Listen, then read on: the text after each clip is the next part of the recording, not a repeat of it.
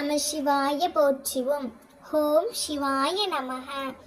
என் அன்பு குழந்தையே, உன் வாழ்வில் நடந்த எல்லாவற்றை பற்றியும் என்னிடம் சொல்லிக்கொண்டே இருக்க வேண்டும் என்ற அவசியமில்லை. ஏனென்றால் எல்லாவற்றையும் நடத்தி கொடுப்பவன் நான் அல்லவா? இது எனக்கு நடக்குமா, இது எனக்கு நடக்காதா என்ற யோசனைகளை பிறரிடம் சென்று கேட்டுக்கொண்டே இருக்காதே. நடக்க வேண்டுமா, நடக்க கூடாதா என்றும் முடிவெடுப்பவன் நான். நானே இங்கு சர்வாதிகாரம்.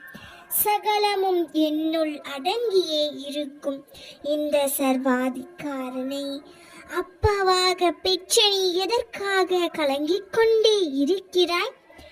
நானே அனைவருடைய அந்தரங்க ஆட்சியாளராக இருதயத்தில் அமர்ந்திருக்கிறேன். இந்த உலகில் கண் அசையும் அசைவற்ற சர்வ ஜீவ ராசிகளையும் நானே அரவணைக்கின்றேன். இப்பிரபஞ்சம் என்னும் தோட்டத்தை நானே கட்டுப்படுத்துபவன், ஆட்டி படைப்பவன். எல்லா வர்க்கங்களின் மூலமாதான் நானே எல்லா உணர்ச்சிகளையும் உந்துபவன் நானே. இங்கு சர்வாதிகாரியும் ஒரு முறை நடக்கும் என்று நான் வாக்களித்து விட்டால் அது சர்வ நிச்சயமாக நடக்கும். இது நடக்க தேவையில்லை என்று முடிவெடுத்து விட்டால் அது நடக்காது. ஏனென்றால் மீண்டும் கூறுகின்றேன், நானே இங்கு சர்வாதிகாரி. இப்பொழுது உன் மனதில் ஓடும் என்ன ஓட்டங்களை அறிந்தே இருக்கின்றேன். ஆனால் மகளே, ஒன்றை புரிந்து கொள். பழி வாங்குவதால் எதிரில் உள்ளவர்கள் மட்டும் வீழ்வதில்லை.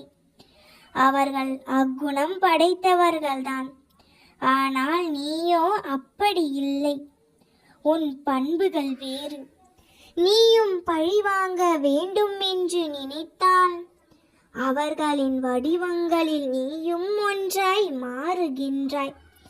அப்படி நீ மாறினாய் என்றால் நீயும் வீழ்ந்து உன்னிடம் உள்ள நற்பண்புகளும் வீழ்ந்துவிடும். அது உன் நிம்மதியின் கதவை மூடிவிடும். அந்த கதவிற்குள் சிக்கிக்கொள்ளாதே குழந்தையே. நீ சிக்கிக் கொள்ள மாட்டாய் என்பதும் எனக்கு நன்கு தெரியும். ஆனால் இந்த அறிவுரை உன் ஆன்மாவிற்கல்ல, மாயை நிறைந்த உன் மனதிற்கு மட்டுமே. அதனால் உனக்கு அரணாய் எந்த ஈர்ப்புகளும் நெருங்காமல் நானே பார்த்து கொள்வேன். உன் மனதில் சிம்மாசனத்தில் அமர்ந்திருப்பவன் நானாக இருந்தும் உன்னை விடுவிக்க நானும் உன் மாயைகளுடன் போராடி கொண்டுதான் இருக்கின்றேன். அமைதியான நிலையில் இருக்கும் நான் என் பிள்ளையான உன்னை விடுவிக்க, உன்னை காப்பாற்ற அத்தனை ரூபங்களையும் எடுத்தே தீருவேன்.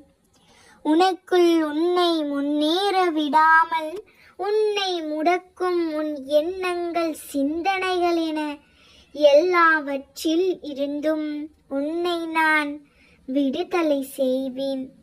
உன் மனதை காயப்படுத்தும் உன் மனதிற்கே இந்த நிலைமை என்றால் வெளியில் உன்னை காயப்படுத்துபவர்களை நான் சும்மா விடுவேனா?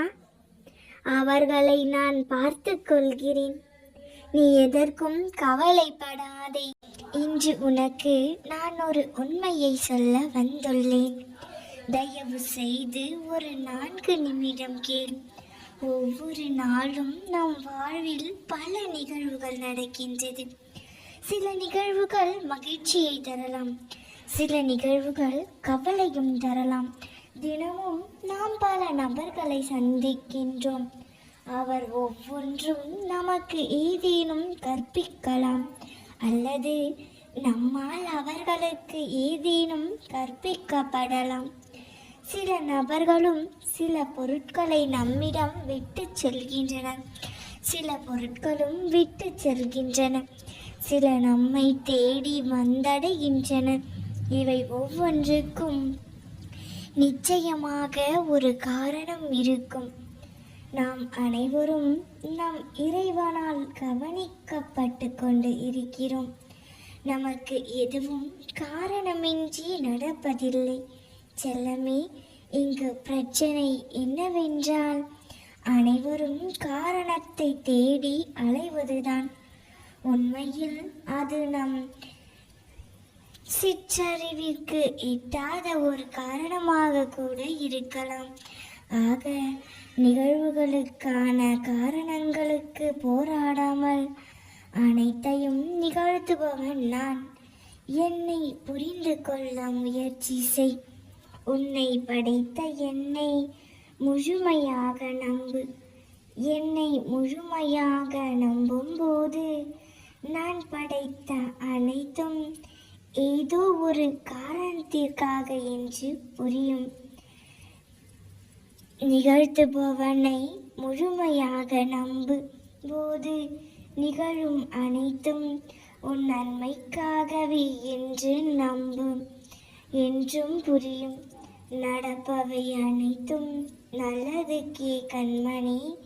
எந்த அளவிற்கு உன் எண்ணம் நேர்மறையாக இருக்கிறதோ அந்த அளவிற்கு உன் வாழ்க்கையும் நேர்மறையாகவே இருக்கும். எந்த அளவிற்கு நல்ல எண்ணங்கள் உன்னுள் இருக்கிறதோ அந்த அளவிற்கு இறைவன், அதாவது நான், உன்னை அசைக்க முடியாத சக்தியாவேன். இயற்கையாக குறும்பு பிடித்தவர்கள் அதிக பிரசங்கிகள், வாய்ச்சாலக்காரர்கள், அவதூறு பேசுபவர்கள், கேலி பேசுபவர்கள், தன்னுடைய தற்பெருமை பற்றியே பேசி வாதம் செய்பவர்கள், இவர்கள் எவருமே என் முக்கியத்துவத்தை அறிய மாட்டார்கள். இருந்தாலும் அவர்கள் எதிர்பார்ப்பையும் மீறி என் பொற்பாதங்களில் தரிசனம் செய்யும் தருணம் வரும். அவர்களின் பூர்வ ஜென்ம புண்ணியத்திற்கான பலனி என்று புரிந்து கொண்டால் அவர்கள் வாழ்க்கை நன்றாக இருக்கும். நிச்சயம் அவர்களின் வாழ்க்கையை நான் நல்லபடியாக அமைத்து தருவேன். நான் நல்லதையே நடத்தி காட்டுவேன். நேர்மறையாக இருந்தால் போதும், நிச்சயம் நல்லதே நடக்கும். நீ உனக்காக யோசித்ததை விட, உனக்காக என்னிடம் வேண்டுதல் வைத்ததை விட, உன் குடும்பத்திற்காகவும் உன்னை சுற்றி இருக்கின்ற உறவுகளுக்காகவும் தானே அதிகமாக யோசிக்கிறாய், கவலைப்படுகிறாய், எல்லாமே என்னிடம் கேட்கிறாய். அப்படி இருக்கும்போது உன்னுடைய தகப்பனாக இருந்து உனக்கான விஷயங்களை நான் தானே சரி செய்ய வேண்டும்.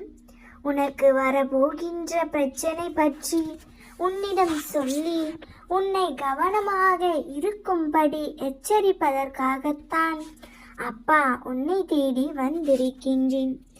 என்னதான் நான் உனக்கு துணையாக உன்னுடனே இருந்தாலும் நீயும் ஒரு சில விஷயங்களை புரிந்து கொண்டு கொஞ்சம் கவனமாகவும் முன்னெச்சரிக்கையாகவும் விழிப்புடனும் இருக்க வேண்டியது அவசியம்தானே? அதுதானே உனக்கு காலத்திற்கும் பாதுகாப்பாக இருக்கும். உன்னை சுற்றி சில மாயை வலைகளும் சில மாயை உறவுகளும் சூழ்ந்து இருந்ததை உணராத அப்பாவி குழந்தையாக நீ இருக்கிறாய். உனக்கே தெரியாமல் உன்னை வீழ்த்துவதற்கான சதி திட்டமும் சில போராட மனதில் ஓடி கொண்டிருக்கிறது. உன்னுடனே நெருக்கமாக இருந்து கொண்டு உன் முகத்திற்கு நேராக சிரித்து பேசிக்கொண்டு உன்மேல் பாசமாக இருப்பது போல் காட்டிக்கொண்டும் உன் முதுகுக்கு பின்னால் உன்னை வீழ்த்துவதற்கு தாழ்த்துவதற்கு காலத்தை எதிர்நோக்கி காத்து கொண்டு இருக்கின்ற சில பேர் உன்னை சுற்றி இருப்பதை புரிந்து கொள் செல்லமே. ஆனால் இது தெரியாமல் நீ அவர்களிடமே சென்று உன்னுடைய கஷ்டத்தை பகிர்ந்து கொண்டு வேதனையும் வெளிப்படுத்துகிறாய். உன் வேதனையை அவர்களுக்கு மகிழ்ச்சி தருவதை உணராமல் உனக்கான ஆறுதலை அவர்களிடமே சென்று தேடுவதை என்னால் பொறுமையாக இருக்க முடியவில்லை. குழந்தையே, அதனால்தான் உன்னிடம் பேசுவதற்காக அவசரமாக ஓடி வந்தேன். இதனால் உனக்கு என்ன பிரச்சனை என்று கேட்கிறாயா? உன்னுடைய கவலையும் வருத்தமும் உன் வாழ்க்கையில் நடக்கின்ற விஷயமும் அவர்களுக்கு தெரியாமல் இருக்கின்ற வரைதான் உனக்கு பாதுகாப்பு. இல்லை என்றால் உன்னுடைய பலவீனம் அவர்களுக்கு எளிதாக புரிந்துவிடும். எங்கு அடித்தால் உனக்கு வலிக்கும், யார் யார் உன்னுடைய பலம், எது உன்னுடைய பலவீனம் என்று எல்லாவற்றையுமே புரிந்து கொண்டு அதன் மூலமாக உன் காலை வாரிவிட திட்டம் தீட்டி விடுவார்கள் செல்லமே. அதனால்தான் உனக்கு அப்பா அடிக்கடி சொல்கிறேன், உன் மனதில் இருக்கின்றது நல்லதோ கெட்டதோ இன்பமோ துன்பமோ எதுவாக இருந்தாலும் உன் அப்பாவான என்னிடம் பகிர்ந்து கொள் என்று சொல்வேன். நீ என்னிடம் சொல்கின்ற விஷயங்களை நான் என் செவிகளில் தாண்டி விடுவதில்லை. அதற்கு பதிலாக அதை சரி செய்வதற்கான வேலைகளை செய்ய ஆரம்பித்து விடுவேன். நீ கவலைப்படாதே, நான் பார்த்து கொள்கின்றேன். நாம் இருக்க பயமேன். ஓம் நம சிவாய போற்றிவம். ஓம் சிவாய நமக.